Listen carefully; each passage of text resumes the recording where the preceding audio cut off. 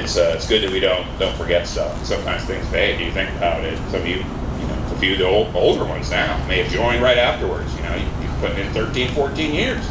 Well, I was a little baby XL at the time.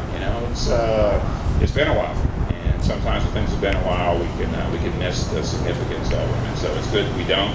It's good that we take some time.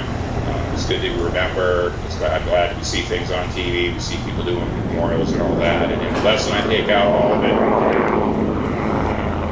the challenge is that when everything goes to hell, people look for two things. They look to their God and do a little praying. They look for somebody in a uniform. And it doesn't matter where it's this, firefighters, police. They look for somebody in a uniform. That 1% that serves. At 8:46 on the morning of September 11, 2001, the United States became a nation transformed. An airliner traveling at hundreds of miles per hour and carrying some 10,000 gallons of jet fuel plowed into the North Tower of the World Trade Center in Lower Manhattan. At 9:03, a second airliner hit the South Tower. Fire and smoke billowed upward. Steel, glass, ash, and bodies fell below. The Twin Towers, where up to 50,000 people worked each day, both collapsed less than 90 minutes later. At 9:37 that same morning, a third airliner slammed into the western face of the Pentagon. At 10:03, a fourth airliner crashed in a field in southern Pennsylvania. It had been aimed at the United States Capitol or the White House and was forced down by heroic passengers armed with the knowledge that America was under attack. More than 2,600 people died at the World Trade Center. 125 people died at the Pentagon. 256 died on the 4 planes. The death toll surpassed that at Pearl Harbor in December 1941. 2001 9/11, 5,000 plus arrive in heaven. As they pass through the gate, thousands more appear and wait. A tall bearded man wearing a stovepipe hat steps forward and greets them, then says, "Let's chat." They settle down in seats of clouds. A man named Martin shouts out proud, "I have a dream." And once he did, the newcomer says, "Your dream still lives."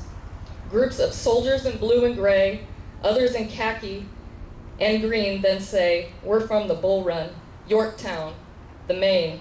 The newcomer says, "You died not in vain." From a man on sticks one could hear, "The only thing we have to fear."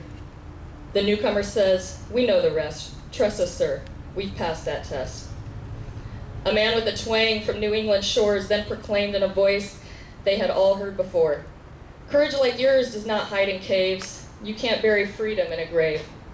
A silence fell within the mist. Somehow the newcomer knew that this meant time had come for her to say, what was in the hearts of the 5,000 plus that day. In the land of the living, we wrote reports, watched our children play in sports, worked our gardens, sang our songs, went to church and clipped coupons. We smiled, we laughed, we cried, we fought. Unlike you, great we're not.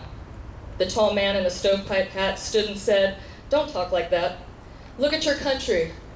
Look and see, you died for freedom just like me." Then before them all appeared a scene of ruined streets and twisted beams, death, destruction, rubble and dust, and people working just 'cause they must, hauling ash, lifting stones, knee-deep in hell but not alone. Look, black man, white man, brown man and yellow, side by side helping their fellow. So said Martin as he watched the scene, even from nightmare can be born a dream. Down below 3 firemen raised, the colors high into ash and haze. The soldiers above had seen it before on Iwo Jima back in '44. The man on sticks studied everything closely, then shared his perceptions on what he saw mostly. "I see pain, I see tears, I see sorrow, but I don't see fear. You left behind husbands and wives, daughters and sons, and so many lives are suffering now because of this wrong, but look very closely, you're not really gone. All of those people, even those you've never met, all of their lives, they'll never forget. Don't you see what has happened? Don't you see what you've done? You've brought them together as one." The man named Abe stood and said, "Welcome, my friends," and from there he led 5,000 newcomers, all heroes to heaven on this day of our Lord, 2001, 9/11. ACU5, attend, HUD! When given the command to present arms, all hands will salute. ACU5, about, face! Present